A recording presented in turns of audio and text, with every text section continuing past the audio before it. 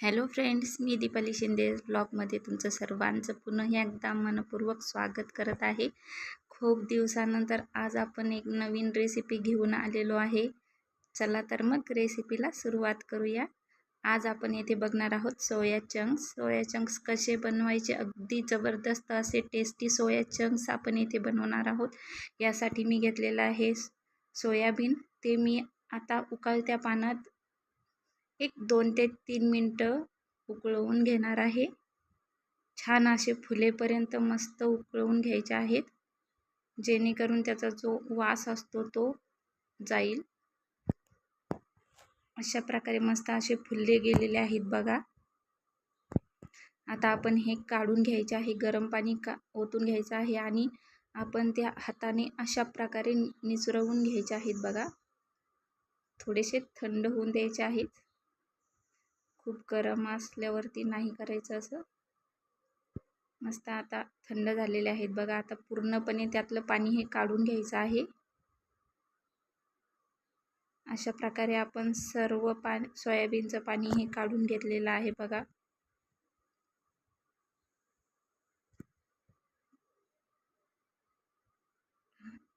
सर्व पाणी काढून झालेलं आहे. आता एका बाउलमध्ये आपण ते काढून घेतलेलं आहे. त्यामध्ये आपण घालणार आहोत दही. एक अर्धा कप दही आहे बघा. अद्रक लसणाची पेस्ट,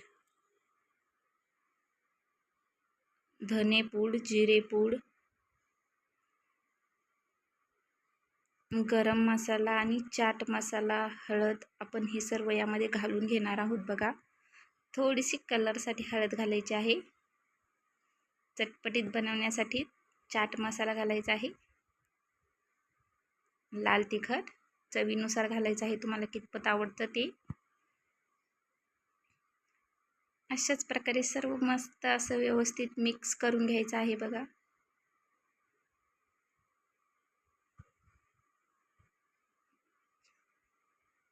सर्व व्यवस्थित मिक्स करून घेतलेलं आहे. चवीनुसार मीठही आपण अजून घातलेलं नाही बघा. चवीनुसार मीठ घालायचं आहे. आता यामध्ये मी मीठ घालते. पुन्हा एकदा मस्त असं व्यवस्थित मिक्स करून घ्यायचं आहे.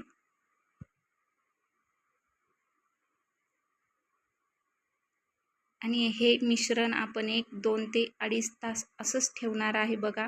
जेणेकरून आपण जे घातलेलं आहे त्यामध्ये मिश्रण, ते सर्व त्यामध्ये व्यवस्थित मुरलं जाईल. छानपैकी अशा प्रकारे 2 ते 2.5 तास ठेवायचं आहे. 2 ते 2.5 तास आपले इथे झालेले आहे बघा. छान मुरलेलं आहे सोयाबीनमध्ये ते. आता आपण हे मस्त प्रकारे सर्व पुन्हा एकदा मिक्स करून घ्यायचं आहे आणि त्यामध्ये घालायचं आहे तांदळाचं पीठ. व्यवस्थित मिक्स करून घेतलं आहे बघा. तुम्हाला कितपत घालायचं आहे ते मिश्रण बघायचं आहे बघा. घट्ट पातळ बघून थोडंसं मिक्स करायचं आहे. आणि मस्त असं आपण हे सर्व मिक्स करून घेतलेलं आहे. आता मस्त असं तळून घ्यायचं आहे बघा. सर्व प्रकारे सोयाबीन हे यामध्ये तळून घ्यायचे आहेत. अशा प्रकारे मस्त आपले सोया चंक्स इथे रेडी आहेत बघा. खूप सुंदर लागतात आणि खायला तर जबरदस्त टेस्टी लागतात. अशाच प्रकारे सर्व सोया चंक्स मी इथे तळून घेतलेले आहेत आणि जबरदस्त असे आपले सोया चंक्स इथे रेडी आहेत बघा. आणि खायला हे टोमॅटो सॉसपर्यंत अगदी जबरदस्त लागतात. थँक्यू.